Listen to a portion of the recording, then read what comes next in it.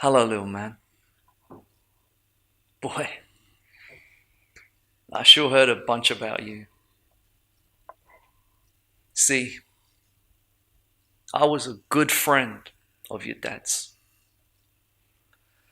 We were in that Hanoi pit of hell together over 5 years.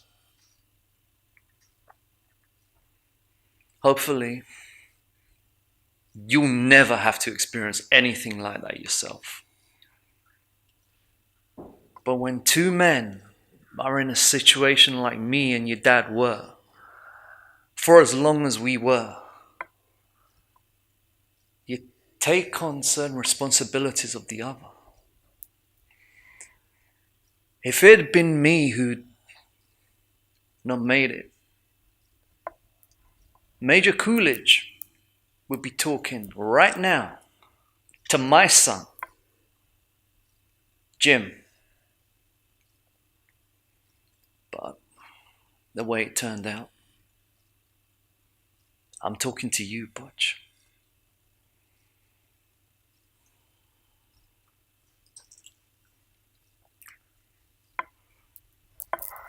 I got something for you.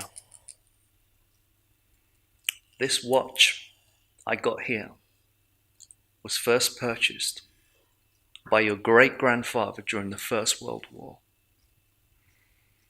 It was bought in a little general store in Knoxville, Tennessee. Made by the first company ever to make wristwatches. Up till then, people just carried pocket watches. It was bought by Private Doughboy Ernie Coolidge on the day he set sail for Paris. This was your great-grandfather's watch, and he wore it every day he was in that war. And when he'd done his duty, he went home to your great-grandmother, took the watch off, put it in an old coffee tin. And in that tin, it stayed until your granddad, Dane Coolidge, was called upon by his country to go overseas and fight the damn Germans once again. This time, they called it World War II.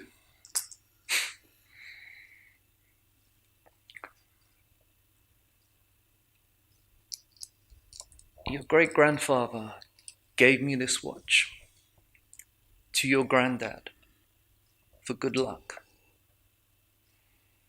Unfortunately, Dane's luck wasn't as good as his old man's.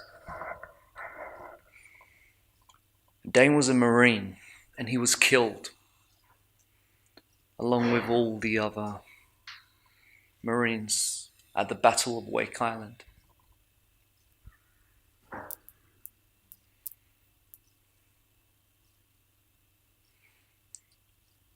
Your granddad knew he was facing death. He knew it. None of those boys had any illusions about ever leaving that fucking island alive.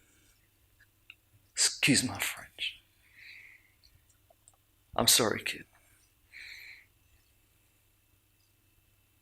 So, 3 days before the Japanese took the island, your granddad asked a gunner on an Air Force transport, name of Winnicki, a man who he had never met before in his life, to deliver his infant son, who he'd never seen in the flesh, his silver watch.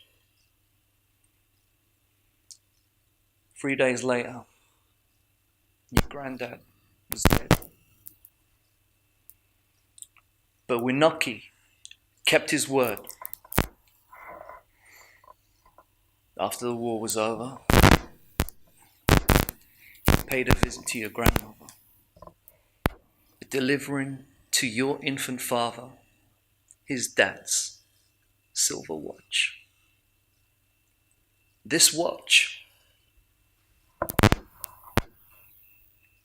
this watch was on your daddy's wrist when he was shot down over Hanoi.